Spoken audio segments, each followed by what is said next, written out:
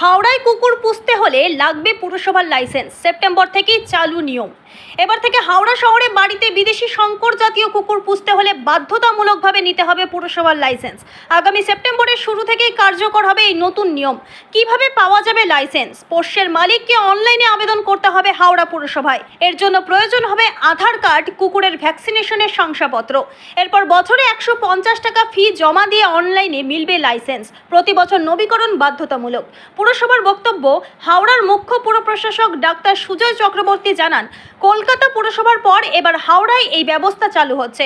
ভবিষ্যতে বিদেশি পাখি পোষার ক্ষেত্রেও লাইসেন্সের নিয়ম চালু হবে। যদি কেউ লাইসেন্স না করেন, প্রথমে তাকে সতর্ক করা হবে, তাতেও কাজ না হলে আইনানুগ ব্যবস্থা নেওয়া হবে।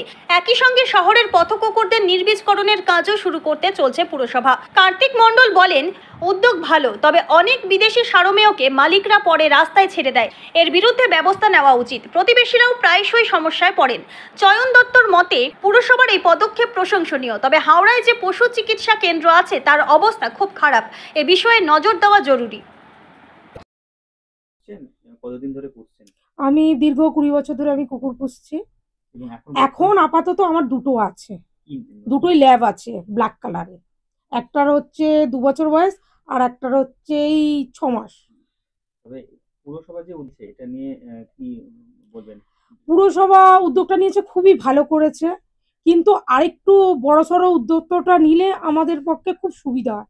যেহেতু আমার পাড়ায় অনেক কুকুর আছে, কোন সময় লাইনে কাটা পড়ছে, কোন সময় গাড়ি চাপা পড়ে মরে যাচ্ছে, প্রায় দিনই প্রেগনেন্ট অবস্থায় কুকুরও গাড়ি চাপা পড়ে মরে যাচ্ছে। না, আমাদের রাস্তার কুকুর। এবারে প্রেগনেন্ট হচ্ছে, সেই বাচ্চাগুলোকে পাড়ার লোকেরা কিছু কিছু নিয়ে মানুষ করছে, আবার কিছু কিছু কত মানুষ করে অন্য, মানে এখানে তো আমাদের দেখুন, আমরা জলাশয়ের মধ্যে বাস করি, এখানে অনেক রকম, যেমন ওই গরগেল ট্যাগেল আছে, ওরা মেরে দিয়ে চলে যাচ্ছে, বিড়ালে মেরেছে, অন্য জায়গার কুকুর এসে কামড়ে মেরে দিয়ে চলে যাচ্ছে। এদের কোনো মানে একটু স্থায়ী জায়গাটা যদি ওদের হতো, বা পুরসভা যদি ওদের দেখাশোনাটা একটু ভার নিত, যে এইরকম দায়িত্বর মধ্যে যদি একটু পড়ে যেত, যে এই কুকুরগুলোকে, অবলা জন্তুগুলোর উপর খুব অত্যাচারও হয়, মাঝে মাঝে মাঝে মাঝে অত্যাচারও করে। যেমন হ্যাঁ, আমি যে আমার ঘরেরটাকে আমি সেটপি রেখেছি, কিন্তু আমার রাস্তারও তো, তারাও তো সেটপি, তারা তো রাস্তাটাতে আমার পাহারা দিচ্ছে। ফার্স্ট কথা হচ্ছে, আমি আমার কুকুরগুলোকে ঘরে রাখছি, আর ওরা তো সারা রাত পাহারা দিচ্ছে। দেখুন, কোথাকার লোক এখন যা যুগ পড়ে গেছে, কোথাকার লোক চলে আসছে, তখন তো আমাদের পাড়ার লোক আমরা চিনতে পারছি, কিন্তু অচেনা কুকুর হলে তারা তারা করছে, উল্টে তাদের মারতে যাচ্ছে। এগুলো তো খুবই অন্যায়। এটার জন্য কি কিছু ব্যবস্থা নিলে ভালো হয়? আপনি আমার মতে বলে এই কুকুরগুলোর জন্য একটু বন্দোবস্ত করা উচিত। কেন, 2 দিন ছাড়াই কুকুরগুলো শরীরে ইনফেকশন হয়ে যাচ্ছে। পৌরসভার কাছে আমরা কে যাবে বলুন? এবারে আমরা যদি যেতে যাই, আমাদের পাবলিক বলে তোমার কি হয়েছে, কিন্তু এখানে ঘা, এখানে ঘা, এখানে ঘা, চারিদিকে ঘা, এমন ঘা হয়ে যায় যে তার পাশ দিয়ে আমরা যেতে পারি না। গায়ে মানে পোকা গিলগিল করছে, কেউ কিছু যদি করে ওষুধ দিচ্ছে, কেউ ট্রিটমেন্ট করছে, বাদ বাকি কেউ দেয় না।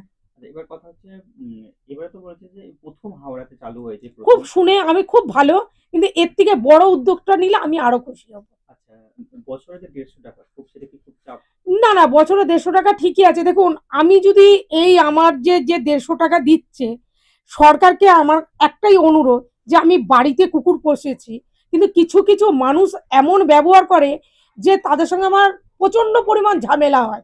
কিন্তু ল্যাব হচ্ছে খুব শান্ত, কাউকে কিছু করে না, ওরা শুধু মানুষের কাছে একটু আদর খেতে যায়, কিন্তু তার কাছে গেলে কিন্তু তাকে তুচ্ছাই করে উল্টো পাল্টা কথাগুলো বলাটা কি উচিত?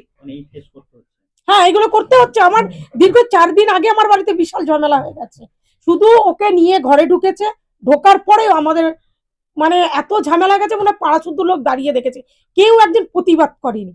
কিন্তু কিছু লোক আছে জানে যে এর বাড়ির কুকুর কোনো কাউকে আজ পর্যন্ত ক্ষতি করেনি। তার মানে বলতে চাইছেন যে শুধু আপনাকে যখন ফেস করতে হয়, মানে এইরকম অনেকজনকে ফেস করতে হয়, করলে কিছু হয় না। আমার এই পাড়ায় কয়েকটা বাড়িতে কুকুর আছে, বিশেষ করে আমার কুকুরের নামডাক বেশি, আমার পাড়ার মধ্যে আমার কুকুরের নামডাক বেশি। আমার কুকুর বাড়ির বাইরে না, দোরগোড়া থেকে ঘরে, আর আমার কুকুর বাড়িতে আছে, কেউ বলতে পারবে না। আজ পর্যন্ত পাড়ায় কেউ বলতে পারেন যে এর বাড়িতে 2টো কুকুর আছে, মানে এত শান্ত, এত ভদ্র। তো অনলাইনে জানাতে হবে লাইসেন্স? হ্যাঁ, লাইসেন্সের জন্য আপনার অনলাইনে জানান, কিন্তু আমার একটা হচ্ছে যে আমার কুকুরের উপর কিন্তু কেউ যদি অত্যাচার করে আমি কি ফ্যাসিলিটিটা পাবো? মানে এটা আবেদন করতে আমি আবেদন করছি, যেহেতু ওরা অবলা জন্তু, সবসময় এদের বেঁধে রাখাটা উচিত না। একটা অবলা জন্তুকে বেঁধে রাখলে কিন্তু আরো সে হিংস্র হয়ে যেতে পারে, কিন্তু আমি তার জন্য আমি সবসময় ছেড়ে রাখি।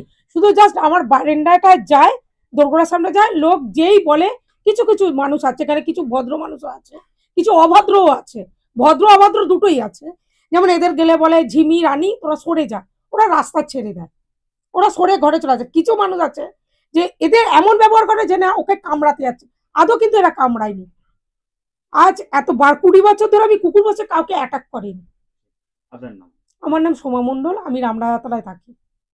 আমি মোটামুটি ধরুন আমার কুকুর আগে ছিল, ড্যাসাউন ছিল এবং ল্যাবলেটরও ছিল, মারা যায় লকডাউনে না খেতে দেওয়ার ফলে। তখন মাংস টাংস পাওয়া যায় না, সব বন্ধ ছিল। তারপর আবার এই দীর্ঘ 2 বছর হলো আমি কুকুর পুষেছি। ল্যাব আমার শখে ল্যাব। তার তার বাচ্চা তুলেছিলাম, 2টো বাচ্চা হয়েছিল, একটা রেখেছি, একটা মারা যায়। এখন দুটো নাকি? 2টো, এখন 2টো আছে। পুরসভা তো আবার নতুন করে এই হাওড়াতেই প্রথম চালু হলো যে লাইসেন্স নেওয়ার বিষয়। আগে তো কলকাতা ছিল, এখন হাওড়ায় পৌরসভা চালু করেছে। পৌরসভাকে অশেষ ধন্যবাদ আমার তরফ থেকে। হ্যাঁ, এই জিনিসটা খুবই ভালো করেছে। তার তালিকা লিস্টে আমাদের হাওড়ায় যত ডগ আছে সব মানে তাদের তালিকাতে যাবে। খুব ভালো এটা উদ্যোগ নিয়েছে। বছরে আমি 150 চাপ হবে? না, কোনো চাপ নেই, তাকে সাধুবাদ জানাই আমি পৌরসভাকে। হ্যাঁ, এবং আমারও একটা বক্তব্য আছে, যে বক্তব্যটা হলো, ধরুন আমি কুকুর পুষেছি, আমি কুকুরকে নিয়ে যাচ্ছি, বাইরে ঘুরতে যাচ্ছি, ধরুন কাউকে শুঁকছে, এবার অনেকে কুকুর পছন্দ করে না। হ্যাঁ, তারা ধরুন, ভয় পায়। হ্যাঁ, তারা ভয় পাচ্ছে কিংবা অ্যাটাকও করে না, কিন্তু তাদের সাথে আমার ঝগড়া হয়ে যাচ্ছে। এই পৌরসভার লোকই যখন ধরুন আমাদের এখানে সব পরিষ্কার করতে আসছে এবং সব দিতে আসছে, ওষুধ পাতলা সব দিতে আসে, তারা সব ভয় পাচ্ছে। কিন্তু আমার কুকুর কোনোদিনই কিছু করে না। হ্যাঁ, তারা উল্টো পাল্টা, উল্টো সিধা, আমরা কর্পোরেশনে চাকরি করি জানেন? আমাদের কিচ্ছু করতে পারবে না। হ্যান-ত্যান নানা রকম করে আমাকে, আমার ওয়াইফকে যা তা কথা বলে যাচ্ছে। তার মানে এই যে স্থানীয় পোষার কারণের জন্য অনেক সময় মানে কারোর মুখে হ্যাঁ, হ্যাঁ, কথা হ্যাঁ, শুনতে হয়। অবশ্যই কটু কথা আমাদের শুনতে হয় দাদা, তাও আমরা মুখ বন্ধ করে থাকি। শুধু এবং কিছু ভালোবাসার কিছু জন্য। মানুষ দেখি, আমার পাশেই তো হাইরোড, কোনা এক্সপ্রেস, ওই কোনা এক্সপ্রেসে কিছু কিছু মানুষ দেখি কুকুর ছেড়ে দিয়ে চলে যায়।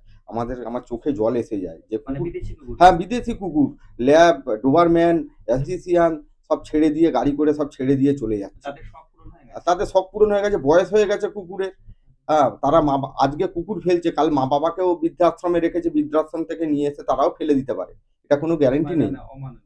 হ্যাঁ, অমানবিক, মানুষের মধ্যে নেই এখন। তাই এইসব কারণ রোখার জন্য আর রক্ষার জন্য, এবং পুরসভাতে এই যে লাইসেন্স তৈরি করা। অবশ্যই খুব ভালো জিনিস। 150 টাকাটা কোনো ফ্যাক্ট নয়, কিন্তু আমার কাছে একটাই অনুরোধ, তারাও যেন একটু আমাদের সুবিধা দেয়, যে হ্যাঁ, আমাদের যখন ধরুন কাউকে কামড়াচ্ছে না, ধরুন ঝগড়া ঝামেলা হলো, এই লাইসেন্সটা নিয়ে যদি আমরা প্রশাসনের কাছে যাই, তারাও যেন আমাদেরকে একটু হেল্প করে। হ্যাঁ, এবং আমরা সেই হেল্পটা যেন পাই, এটুকুই আমি প্রশাসনের কাছে এবং এর কাছে আমি পুরসভা। পৌরসভার কাছে আমি অনুরোধ রাখছি হাত জোর করে। আপনার নাম? আমার নাম কার্তিক মণ্ডল, আমি রামরায়তলা নারায়ণপল্লীর বাসিন্দা। এবারও হাওড়াতেও চালু হলো। আচ্ছা, এই লাইসেন্সের ক্ষেত্রে আপনারা কি বলবেন এবং আপনি কতদিন ধরে এই বিদেশি মানে ফার্মিং আপনি রাখছেন? দেখুন আমার বাড়িতে সারমেয় তো আমার জন্মের আগে থেকেই আছে। আর লাইসেন্স যেটা পৌরসভা উদ্যোগ নিয়েছে, খুব ভালো উদ্যোগ। লাইসেন্সের সাথে সাথে পৌরসভা যদি এদের চিকিৎসার ব্যবস্থাটা একটু উন্নত করতে পারতো, সেটা আরো বেটার হতো। কারণ এদের চিকিৎসা আমাদের এখানে যেটা আছে সেটা সাফিসিয়েন্ট নয়। মোস্ট অফ দ্য কেসেস আমাদেরকে নিয়ে ছুটতে হয় বেলগাছিয়া, সেখানেও প্রচুর লাইন থাকে, প্রচুর পেশেন্ট আসে। আর যেগুলো প্রাইভেট এখানে আছে সেগুলো তো মানে ধরাছোঁয়ার বাইরে, সাধারণ মানুষ কোনোভাবেই প্রচণ্ড খরচ সাপেক্ষ। একটা এক্স রে করতে 2000 টাকা খরচা আছে, যেটা আপনি সরকারিতে গেলে 300 টাকায় করাতে পারবেন, কিন্তু সেখানে ফ্যাসিলিটি নেই। মেশিন আছে, চলে না। যোগমায়া আমাদের এখানে যেটা সরকারি আছে, সেখানেও ওই একজন ডাক্তার, একজন কম্পাউন্ডার, দ্যাটস ইট। ইভেন ওনারাও আমাকে অনেকবার সাজেস্ট করেছেন।